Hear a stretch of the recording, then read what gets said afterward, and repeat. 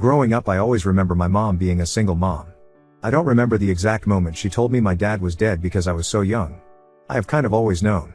My mom told me that my dad died in a car accident 2 months before I was born. She said he was hit by a drunk semi-driver and was killed instantly on impact. Obviously no one questions their own mother, especially at a young age. You believe their every word. This is what I always told people growing up if they asked about my dad. I would say I don't have a dad because he was killed. My mom, even on financial aid papers, claimed to be a widower. Whenever I asked questions, my mom said things that just made sense to me. Like, "Mom, why don't you have any photos of Dad?" She told me they all burned in a house fire started by the dryer right after I was born. This made sense because we had moved to a new house when I was very young. Also, again, why would you question your mom? I tried to research my dad and his death, but nothing ever came of it. I assumed BC back in the day they didn't have computers or internet. If they didn't, it wasn't much. I later found out his name was Donald according to my birth certificate. The only reason I found this out was because I had to force my mom to give to me so I could get my license at 16.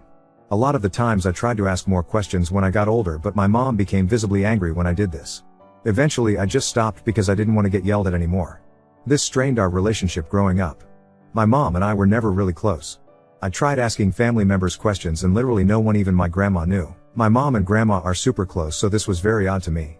The last time I asked my grandma before I finally asked my mom for the last time, my grandma said, "I don't know who or where your dad is, but I know your mother loves you." Holy crap, when my grandma said that I got goosebumps and knew something was very wrong. Fast forward to when I was 19, I started to see a therapist after being a victim of attempted kidnapping and diagnosed with PTSD. My therapist told me to take a DNA test to possibly find out more about my dad's side. This way I could still find out info without having to ask my mom and making her angry again. I asked my mom to pay for the DNA test because I was a poor college student at the time. She right away got so mad and yelled at me. She claimed that the government was going to clone my DNA and sell it. So I never ended up taking it. After that I didn't bring it up again. Fast forward to when I was 20 years old around Thanksgiving time. My 3 friends and I had a fun day of baking cookies and talking all day long. Until I brought up the stories of my past and my dead father. I had a conspiracy theory I made up about my life totally as a joke. I told my therapist once and now my friends. The theory: what if my mom had a one-night stand with a rock star, musician, and got pregnant with me? She never was able to find him again, so she couldn't tell him. My mom is considered the golden child in her siblings. So in order to remain in the good graces of my grandparents, she told them she eloped and got married. Then got pregnant with me, and shortly after my dad died in a car accident right before I was born. Would make total sense why none of my family met him or knew him if it was a short relationship. My theory wasn't too off. But this is what really went down. My friends all told me that all my stories didn't really add up. A lot of them said they seemed odd but never said anything. My friends paid for me to take a DNA test finally. I took a DNA test and then confronted my mom about it. She finally confessed that she always wanted to have a child but never wanted to get married. She found a clinic that would do sperm donor babies. She had 2 miscarriages before me, all with different donors.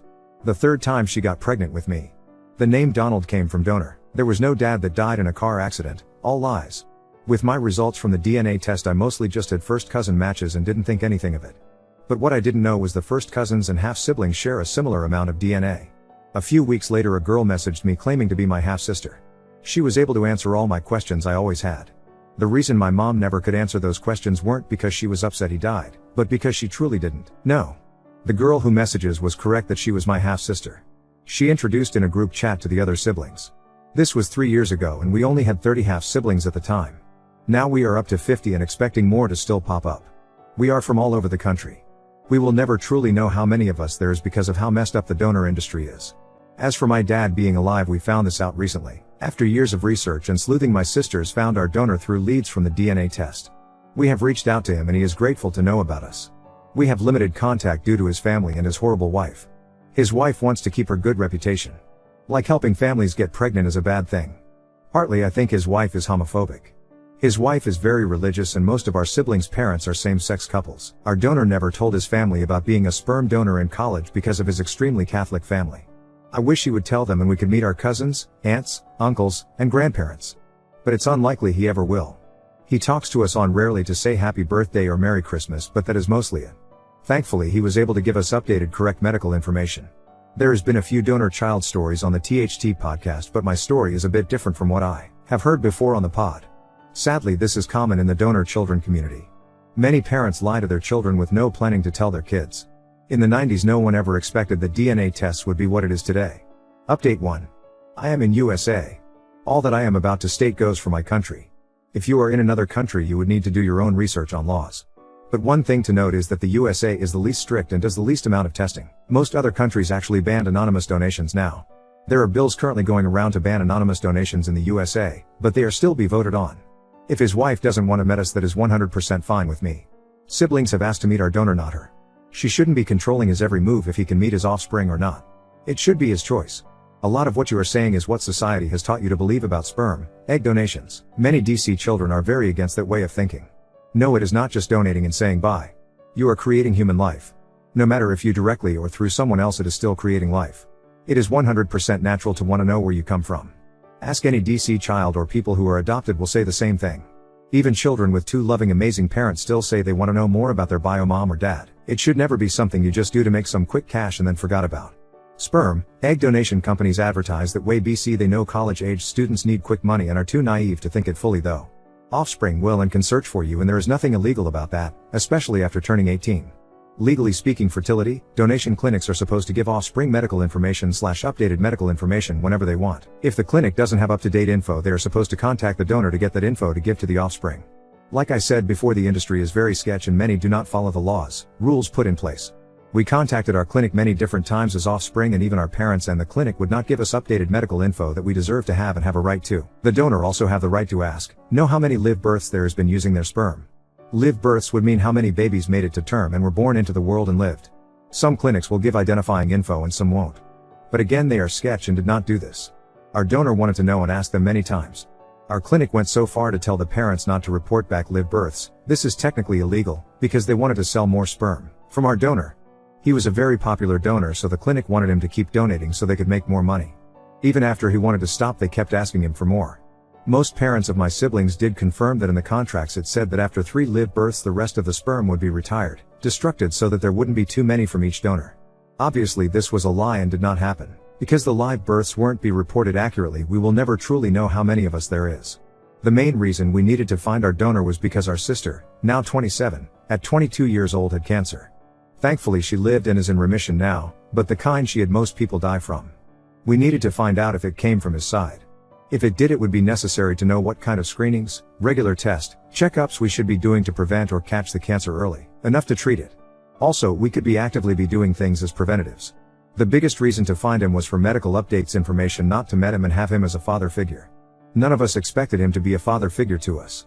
Some of my siblings don't even want to talk or meet him. Because the USA is the least strict, there has been many cases of criminals donating when they legally shouldn't have been able to. Other cases included people with autoimmune diseases, mental health issues, or other diseases. In our case, our donor should have been deferred, denied. BC, he has ADHD. He has passed this on to many of us, and now we have to suffer with it because he was not put through the correct testing he should have been by law.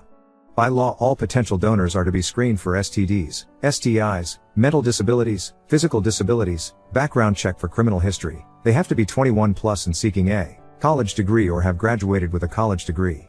Most clinics here in the USA are sketch AF and only screen for STDs and sometimes mental illnesses like DID, Downs, or bipolar disorder. Our donor never had to answer us when we contacted him because he was originally anonymous, but he did so obviously that means he wants to talk to us and keep in contact. He was very happy to find out about us, he even cried. Legally, there is nothing that says we can't try to find him or contact him. Him being anonymous just means that the clinic will not give out any identity information like his name and address. We are allowed to do DNA tests to try to find the donor and reach out to them. If he didn't want to have contacted us, he could have left us on read, not respond. Most siblings think it would be cool to meet him, his family. It isn't a life or death thing. We will be okay not meeting him or his family, but it would be a cool thing to do to see what similarities we have or things in common with them. Update 2. I discovered that I had 30 siblings. I recently turned 25, and now we have 54 siblings.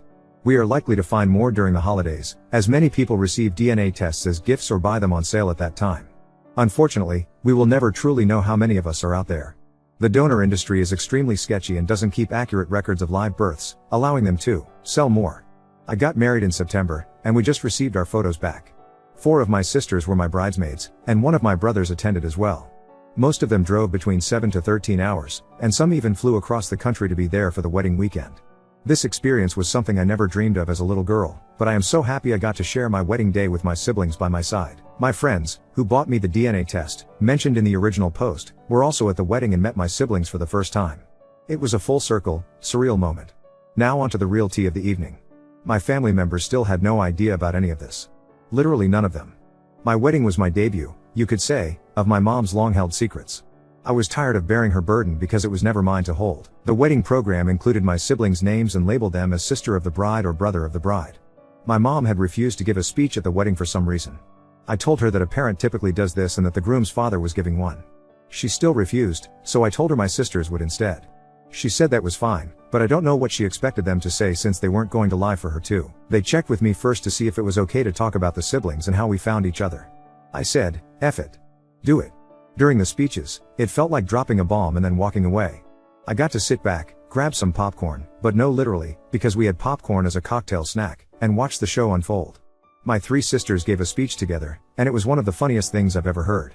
They talked about how we all took DNA tests and how I was found. The looks on my aunts, uncles, and older cousins' faces were priceless. I am so glad we have a videographer and should be getting those back soon too. They were in utter shock and disbelief. Their reactions were almost as entertaining as the speech itself. It felt incredible to finally be able to speak openly about my life. Of course, I noticed a lot of whispering and strange glances afterward, but that was no longer my problem to fix. Thankfully, my narcissistic mother managed to keep it together during the wedding, of course, because she has to maintain a front for the world. However, the following week, once we were back home, she was absolutely awful to me, and she still mostly is. Ultimately, I believe it was 1000% worth it, and I would do it a million times over again. The truth always comes out. Since we found our donor and have some contact with him, I sent him photos of the siblings and me from the wedding. He was thrilled for us, wished us the best, and said we all looked beautiful. I replied, thank you so much. I guess we have some good genes. My friend and I met Morgan and Lauren at a live show, and saying it was one of the best moments of my life is an understatement. For the photos you've all probably been waiting for, I know Morgan has, I will attach them. It was a challenging journey to get here, but thank you all for the love and support along the way. Oop, one thing I forgot to mention. Not super important but just funny. Sister with black hair and I came from the same clinic. We are a few months apart, so our moms likely crossed paths while at the clinic because it wasn't a big town. When I first met her it felt like I already knew her.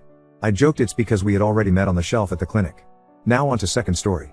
Son and his girlfriend secretly planned to propose to each other during her birthday vacation, unaware of their perfect timing. My daughter-in-law, a pediatrician named Lexi, called me today with the most wonderful news. She intends to propose to my son. Lexi is such a sweet, hardworking, thoughtful, no-nonsense woman, and my son always remarks on how loved and respected he feels by her. I have never seen him happier. It warms my heart to see him so serious with someone after all these years. She is truly the daughter I have always dreamed of. I raised my son as a single mother for 29 years and had to be both mom and dad to him. His father walked out after his birth. Seeing him so deeply in love and respected by someone as amazing as Lexi fills me with pride and joy. I get to be girly with her and share my love of jewelry, which I plan to leave entirely to her. The entire family adores her and they are all excited to meet her. I already call her my daughter-in-law and consider her part of the family. Little does she know that my son has already bought her a ring and plans to propose during her birthday vacation in September. I am so happy for them. I cannot wait to see their futures develop as spouses and, eventually, as parents when the time comes. My heart is overflowing with happiness and excitement for their journey ahead. Oop, she actually told me how she is proposing. It's also during the birthday vacation. She said she is creating a 2-chapter book with custom art of all their firsts in chapter 1 and the proposal and ring in chapter 2. She is very creative. Update 1. My son, Sean, recently reached out to me with a request. He asked if I could take Lexi ring shopping with me since I'm in the process of designing a new ring for myself. He thought it would be the perfect opportunity for Lexi to see different styles and find her ideal ring. Sean shared with me that Lexi prefers something simple and not overly flashy. She told him, anything bigger than 2 carats is for ego. I would just like a simple solitaire under 2 carats with no fancy band and a meaningful engraving. While Sean, being a successful environmental attorney, wanted to splurge on something beautiful and expensive for Lexi, her preferences are clear. A little backstory, when they were dating and Sean was struggling to land a big law job, Lexi supported him without a complaint. She always told him, if I was in my residency and you had your big job, you do the same. We just have to be patient, it will come, and one day we will laugh about it at our wedding. Lexi does enjoy expensive things, but she firmly believes that her fancy habits and tastes are hers to finance, never putting that burden on Sean. I'm taking Lexi to my jeweler this Friday, and I'm incredibly excited to see her pick out her ring edit. Sean originally purchased a 3-stone ring that was 3.5 carats. When he spoke with Lexi and she said under 2, he needed my help. I bought that ring off of him, to add to my collection / to keep for them for the future. Oop, I love her so much, she is the daughter I always wanted. Oop, it seems that they are on that path. She's been nothing but gracious and kind to my son. Update 2. Things have been moving along beautifully. Friday, Lexi has been looking at simple, plain bands with solitaires, ovals, pear, round, and my jeweler, Groovy Greg, has been taking notes on the pieces that caught her eye. Thankfully, when I was designing my new ring, she tried it on, and she's my size. On the flip side, Lexi got Sean's ring size from his best friend. She found a beautiful white gold band for Sean with their birthstones, sapphire. She even had it engraved, but she hasn't disclosed what it says. And yes, she had it designed by Groovy Greg as well. She is returning to pick it up in July. Saturday, I sent photos and notes to Sean from myself and Greg, and we are designing a white gold 1.5 solitaire, VVS, for Lexi. Ring should be ready for pickup in August. So things are rocking and rolling on both ends. I wish I could share this with my husband or ex-husband, but I know they'll spill the beans. Thank you for listening to this old lady talk about her updates. Oop, my son told me that his father is banned from speeches at the wedding too. He has a tendency to make things about himself, and I would hate for him to ruin Lexi and Sean's beautiful day because he cannot shut up. Oop, her mother is aware of everything as well. So far we are the only two who know. Except for Reddit Smile Update 3. Lexi picked up the ring with me last Thursday, and she absolutely loves it. Since I never had a daughter, I asked her if we could go to the nail salon for manicures and pedicures before my family reunion. It was such a special bonding moment, and I couldn't help but gush to everyone who would listen about how proud I am of her and how much I love her. I even saw her tearing up a little. I've never had a good mother-in-law experience myself. My ex-mill pointed a loaded shotgun at my stomach when I was 6 months pregnant with Sean. Lexi has also had her share of a horrible mill, who would steal her money and speak poorly of her. It means the world to me that we can heal that wound for each other and build a loving relationship. Sean also visited me, and we had a family reunion. I accidentally referred to Lexi as his future fiancée to my boss. I'm a bit worried that one of them, Lexi or Sean, may have heard me slip up. Fingers crossed that I didn't spoil the surprise. Sean is set to pick up the ring in 2 weeks, and we're all so excited. September can't come soon enough. Oop, she thought I was after my ex for his money since his father was wealthy. My ex-Phil adored me and Sean, and when I filed for divorce, Sean's dad cheated on me with my best friend and maxed out my credit cards with her. My ex-Phil sent money to help. I declined alimony and took minimum child support since Sean's dad already had 2 other kids and 3 failed marriages. Oop, will do. I promised to share her proposal book and artwork, with her permission of course, as well.